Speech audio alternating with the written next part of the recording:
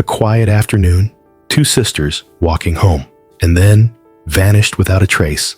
What happened to Katherine and Sheila Lyon remains one of the most sinister mysteries in American history, and the truth behind it is more horrifying than anyone imagined. It was March 25th, 1975, an ordinary Tuesday in Wheaton, Maryland. Katherine, known as Kate, was just 10 years old, and her older sister Sheila was 12. The Lyon sisters were well known in their neighborhood, not only because they were friendly and outgoing, but also because their father, John Lyon, was a prominent radio personality. He worked as a disc jockey and news presenter for WMAL, a local radio station in Washington, D.C. The family was respected, and their community was considered a safe, middle-class suburb where children could roam freely without much concern. On that spring day, Kate and Sheila planned a short trip to Wheaton Plaza, a popular shopping mall about a mile from their home. It was a place filled with department stores, a movie theater, and small vendors selling snacks and treats. The sisters were excited about their visit, as they had been given permission by their mother, Mary, to walk there alone. They left their house around 11 a.m., planning to browse the shops, have some lunch, and return home by 2 p.m. As they walked through the neighborhood, they passed familiar houses and tree-lined streets. It was a routine journey, one they had made before. The girls reached the mall and spent time at the Orange Bowl, a popular eatery inside the shopping center. Witnesses later reported seeing them chatting and laughing, acting like any other carefree children enjoying their day. Everything seemed normal, but then something changed. At some point during their trip, the sisters were seen speaking to an unknown man. He was described as being in his late 50s or early 60s, tall, with graying hair, and an average build. He was carrying a tape recorder, which he used to interview young children. Witnesses later recalled that the man was asking the girls questions about their favorite music, hobbies, and interests. He seemed harmless, just an eccentric stranger trying to engage in conversation. But this would be the last time Katherine and Sheila were seen alive. By 2 p.m., their mother expected them home. When the clock struck 3 p.m. and there was still no sign of them, she began to worry. By 4 p.m., panic set in. Mary called friends and neighbors, asking if anyone had seen her daughters, but no one had. The girls were simply gone. John Lyon, their father, used his position as a radio broadcaster to make a desperate plea. He went on air and urged listeners to come forward with any information about his daughters. The entire community mobilized. Police officers, volunteers, and concerned citizens searched parks, alleyways, and nearby wooded areas. Flyers with the girls' photos were distributed all over Wheaton, but despite the efforts, there were no solid leads. The authorities interviewed shoppers, store clerks, and even mall security. They gathered reports from people who claimed to have seen the girls walking toward home, but none of these sightings were confirmed. It was as if they had vanished into thin air. The police had no crime scene, no suspects, and no evidence of foul play. Just two missing children and a growing sense of dread. As the hours turned into days, the Lyon family faced the unbearable weight of uncertainty. The once lively home filled with music and laughter became a place of silence and grief. Their mother stopped sleeping, listening for the sound of her daughter's footsteps at the door. Their father stopped going to work, focusing all his energy on the search. The town that had once felt so safe now carried a shadow of fear. And then came the first clue. A composite sketch of the man with the tape recorder was released to the public. He had been seen not just with the Lyon sisters, but also approaching other children in the mall. Who was he? What was he doing? And most importantly, what had he done with Katherine and Sheila? With no sign of Katherine and Sheila Lyon, the investigation turned toward the mysterious man spotted at the shopping mall. Witnesses described him as polite, well-spoken, and seemingly harmless. But something about him felt off. The way he interacted with children seemed unnatural, as if he were trying too hard to gain their trust. He carried a microphone connected to a small recorder, casually asking kids about their favorite bands and television shows. When police released the sketch of this man, tips flooded in, several parents came forward, reporting that the same individual had approached their children just days before. One mother recalled how her daughter mentioned being interviewed by an older man who asked unusual questions about whether she often visited the mall alone. Another woman claimed she had seen the same man watching kids near a school playground. Authorities took these reports seriously. If this man had spoken to multiple children, it meant he had been actively seeking out young girls. But who was he? And what were his real intentions?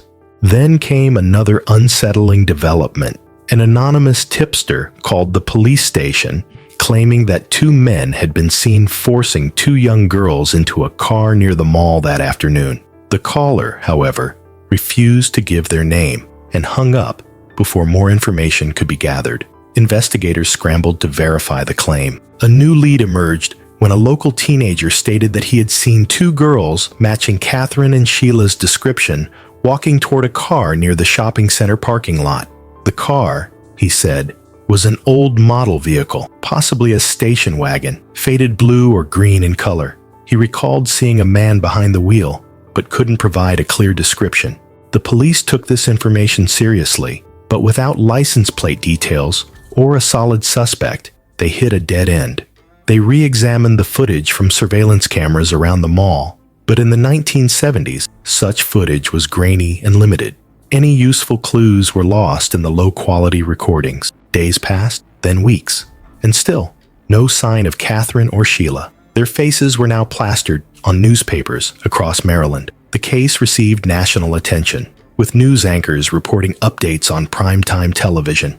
Every lead seemed to take investigators deeper into the unknown. The police turned to a controversial strategy. They consulted criminal profilers who specialized in child abductions. These experts suggested that the person responsible for the disappearance of the Lyon sisters was likely someone who had planned this for a long time, not a random abduction. They believed this man had been watching the girls for weeks, maybe months, waiting for the right moment to strike. Then another chilling discovery emerged. A former employee at Wheaton Plaza reported seeing a man who resembled the sketch lurking near a back entrance of the mall weeks before the disappearance. He had been standing alone, smoking a cigarette, watching children as they exited the building. When approached by a mall security guard, he casually walked away, blending into the crowd. This meant one thing: whoever took Katherine and Sheila Lyon was no ordinary criminal. He was calculating, patient, and deeply disturbed, but police still had no name, no arrests, no confirmed suspect, and the Lyon sisters were still missing. Weeks turned into months, and still, there was no sign of Katherine and Sheila Lyon. The police followed every lead, but each one seemed to lead to nothing. Despite the growing desperation, investigators refused to give up. Then a name surfaced. In the summer of 1975, detectives came across a man named Lloyd Lee Welch, a 19-year-old drifter with a long history of run-ins with the law. He had been spotted at Wheaton Plaza on the day of the girl's disappearance, and he bore a striking resemblance to the mystery man described by witnesses. He had even spoken to police during the early stages of the investigation, claiming he had seen the Lyon sisters getting into a car with an unknown man. At the time, detectives dismissed him as a liar looking for attention, but now they reconsidered his story. Welch was no ordinary suspect. He had a history of violence, particularly against young girls. At just 18 years old, he had already been arrested multiple times for sexual assault. His criminal record stretched across multiple states, and yet, for years, he had managed to avoid serious consequences. Detectives began reviewing his original statement. They noticed inconsistencies. His version of events changed multiple times. First, he claimed he saw the girls near a car. Then, he claimed he actually spoke to them. Later, he admitted to following them. The more he talked, the more suspicious he seemed. But there was a problem. There was no physical evidence linking Welch to the crime, and without it, they had nothing to hold him on. He was questioned and released. Still, investigators kept his name on their list. They had a feeling they would cross paths with him again. By 1976, The case had gone cold. The leads dried up. The public, once captivated by the Lyon sisters' disappearance, slowly moved on. Their faces faded from newspapers. Their names became another statistic in America's growing list of unsolved crimes. But for the Lyon family, time did not move on. John Lyon, once a confident and charismatic radio host, could no longer bring himself to speak on air. His voice, once full of energy, now carried only sorrow. The family stopped celebrating holidays. Their home, once filled with music and laughter, became a place of silent mourning. Then, in 1982, 7 years after Katherine and Sheila vanished, an eerie reminder of their case surfaced in an unexpected place. A convicted serial killer, Raymond M. Pat Brown, was arrested in Texas. He was a truck driver who had kidnapped and murdered multiple young girls. Police found souvenirs from his victims in his home, small personal items, hair clips, and clothing. Among them was a child's bracelet with the name Sheila engraved on it. For a brief moment, detectives thought they had found their man, but there was no other connection between Brown and the Lyon sisters. He denied any involvement. The bracelet could have belonged to another Sheila. It was a devastating false lead, and so the case remained unsolved until one phone call changed everything. By 2013, nearly 4 decades had passed since the disappearance of Katherine and Sheila Lyon. The case had long been considered hopeless, but then a detective decided to re-examine old files. The detective, reviewing the original 1975 witness interviews, came across the name Lloyd Lee Welch. He was still alive, now a 62-year-old man serving time for a different crime. In fact, he had been in and out of prison for decades, mostly for offenses involving young girls. For years, his involvement in the Lyon sisters case had been overlooked, but now the evidence against him was undeniable. Welch was brought in for questioning again, nearly 40 years after he had first spoken to police. At first, he denied everything, but as the interview progressed, his story began to crumble.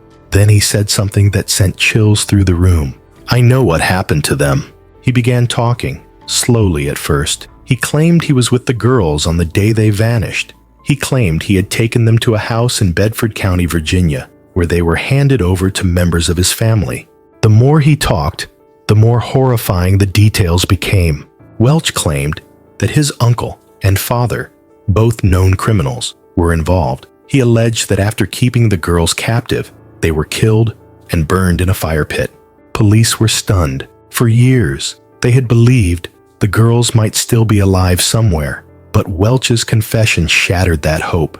Still, there was one problem. Welch was a compulsive liar. His entire life, he had fabricated stories to get attention.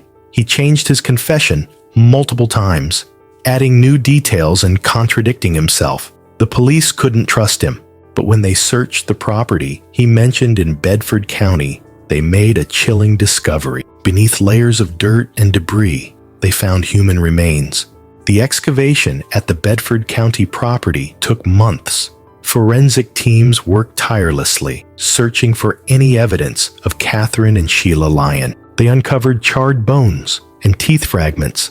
The DNA was too damaged to confirm an identity, but the size and age matched the missing sisters. It wasn't the undeniable proof the family had hoped for, but it was enough. In 2017, at the age of 60, Lloyd Lee Welch was finally charged with the murder of Katherine and Sheila Lyon. For years, he had escaped justice, slipping through the cracks of the legal system. But now, there was no escape. Welch pleaded guilty to 2 counts of first-degree felony murder. As part of his plea deal, he avoided the death penalty and was sentenced to 48 years in prison. For the Lyon family, it was a bittersweet victory. They had spent decades searching for their daughters, and though they finally knew the truth, they were left with more questions than answers. Had others helped Welch commit the crime? If so, why weren't they charged? And most haunting of all, what were Katherine and Sheila's final moments like? Even after Welch's confession, some members of his own family denied his claims. They insisted that he was the only one responsible. But one thing was certain: Katherine and Sheila Lyon were never coming home. The conviction of Lloyd Lee Welch in 2017 brought some closure to the Lyon family, but the story was far from over. Welch had insisted from the beginning that he had not acted alone. He pointed the finger at his own relatives, especially his uncle Richard Welch and his father Lloyd Welch Sr., both of whom had disturbing backgrounds. But despite years of investigation, neither man was ever charged. Authorities had long suspected that Welch's family members had played a key role in the abduction and murder of the Lyon sisters. The Bedford County property, where remains were found, belonged to the Welch family. It was an isolated wooded area, the perfect place to hide a crime. Detectives theorized that Katherine and Sheila had been brought to the property alive, and that multiple members of the Welch family had participated in what happened next.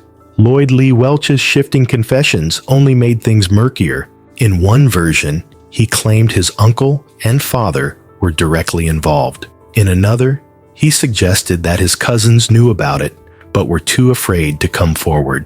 But here's where things took an even darker turn. Investigators began digging into the history of the Welch family, and what they found was horrifying. Multiple members of the family had criminal records involving child abuse, sexual assault, and domestic violence.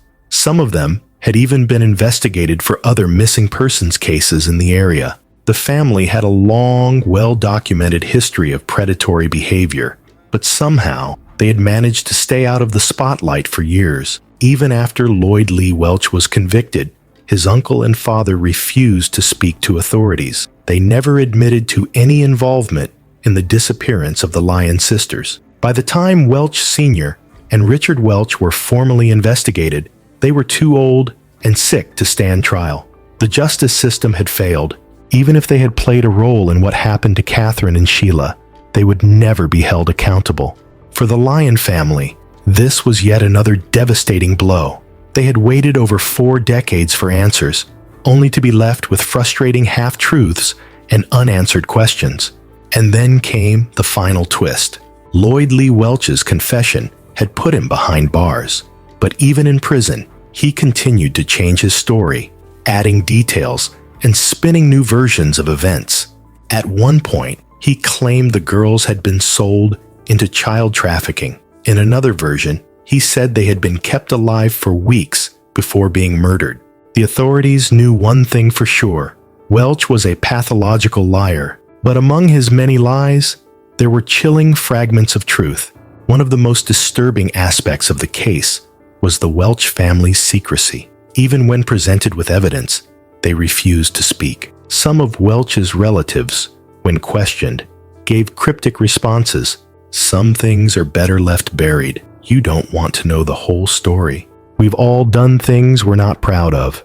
These statements only fueled suspicions that the full truth of what happened to Katherine and Sheila Lyon had never been revealed. By 2019, authorities believed that more people had been involved, but without solid evidence, they could not make additional arrests. To this day, the Lyon sisters' remains have never been officially identified. The charred bones found on the Bedford County property were too degraded for DNA testing. This means the Lyon family still has no gravesite to visit, no remains to bury, no closure. But perhaps the most haunting part of this case is this: could the Welch family have been involved in other disappearances? Over the years, multiple young girls had gone missing in Maryland and Virginia. Some were never found. Others were discovered in shallow graves, their murders never solved. Detectives have long suspected that Lloyd Welch and his family could be responsible for more crimes. But without solid proof, those cases remain open. The horrifying truth is that the Lyon sisters may not have been the only victims. The Welch family may have hidden secrets far darker than anyone ever imagined. As of today, Lloyd Lee Welch is serving 48 years in prison. He will likely die behind bars. But for the Lyon family, justice came too late. They spent over 40 years searching for answers, only to be left with pieces of a nightmare that can never be fully understood. The case of Katherine and Sheila Lyon serves as a chilling reminder that monsters don't always lurk in the shadows. Sometimes they hide in plain sight, protected by silence, buried in forgotten corners of history. Even though the case is closed, one question remains unanswered. How many secrets still lie buried in Bedford County? The case of Katherine and Sheila Lyon remains one of the most haunting child disappearances in American history. Even with a conviction, the full truth may never be known. Did Lloyd Welch act alone? Or was his family involved in something even darker? And how many secrets still remain buried? Let us know your thoughts in the comments. Don't forget to like, subscribe, and turn on notifications for more chilling true crime stories.